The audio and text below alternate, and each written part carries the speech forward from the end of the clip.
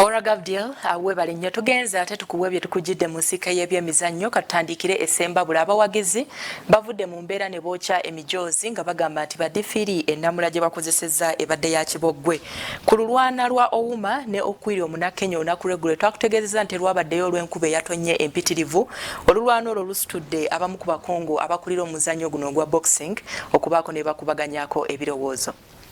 Oluvannyuma lw'olulwana lwa Kassim Ouma the Dream yaliko nantamega omuzannyo gw'ebikonde mu nsi yonna mu mutendero gwa pro mu buzito bwa middleweight mwaggwa 2-4 okutuusa 2-5 obutabaawo mwebadde alina okuttuukira n'Omunakenya Rayton Okwiri olw'ensonga eziwerako omwabadde enteekateeka y'ebitege akakiiko akaddukanya ebikonde by'ensimbi mu ggwanga Uganda aka Uganda Professional Boxing Commission nga bakulembeddwa Maureen Mulangira koogedde ku nsonga eno.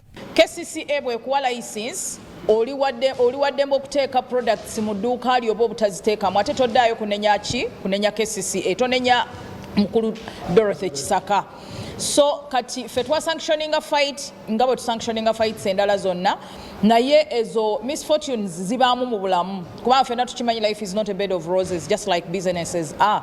Naye tusuubira nti commission erina meeting egenda kutuula ne promoter ne ba promoters bonna then tutule ne ba boxers nga akakiiko akaddukanya ebikonde ebya pro Maureen Mulangira yeetonze olw'obulungi bw'omuzannyo. Kati ebyo byalabiseeko bizirwe bisoose okulabikako birabiseeko ne mu nsi endala naye nga bwe mbagambye nti ulamu bubaamu amayengo nga bw'olaba ennyanja byonna tujja bitereeza era twetonda ku lwekyo twetonda ku lwa promoter kubanga olwo bitatambudde bulungi ng'obulamu bwe buba naye agenda kutereeza naffe tujja kwetereeza. Bwabadde banjula omusipi ogwa WBO ogenda okuwakanibwa wakati wa Farouk Daku Malingumu abeera mu ggwanga erya Netherlands ne Pius Mpenda ow'eggwanga erya Tanzania mu mutendero gwa super middleweight. Nesigozesa okukuba abatanzania nze mbakuba nakuba maneno ne mutolako omuzibi gwa Eastern Central Africa ne nkuba Ibrahim Tamba wali ku Sabina's Pub ne mutolako Eastern Central Africa ne nkuba Said Mberwa ne mutolako omuzibi gwa Africa wali na Kivubo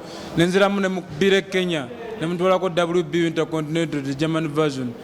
Kada abatanzania mbamanyi balwanyi era fight esembayo ndaba yagiruzingidde Germany which means I an experience okulwana n'aba international fighters but baba tusowane waka ayagala tulina mumaliriza wano waka. Enwani ndala kuliko lwa Charles Mulindwa the skipper agenda kutunkana n'Omutanzania Hussein Mbode, Sergeant Abdu Sebute wa UPDF, ye Malega Yangano ne Mohamed Nsubuga wa Uganda Police, Hamza Wandela ngono muto wa Kassim Ouma agenda kwambalagana ne Kalifani Budoda, Nasabu Kenya awangalya mu ggwanga erya Netherlands ne Ayubu wa Kisada n'abalwanyi abalala banje. Kati ono nsuubiza bannayuganda nti neeteekeza ekimalira ngenda mukuba. Eno fight si ya Mulindwa.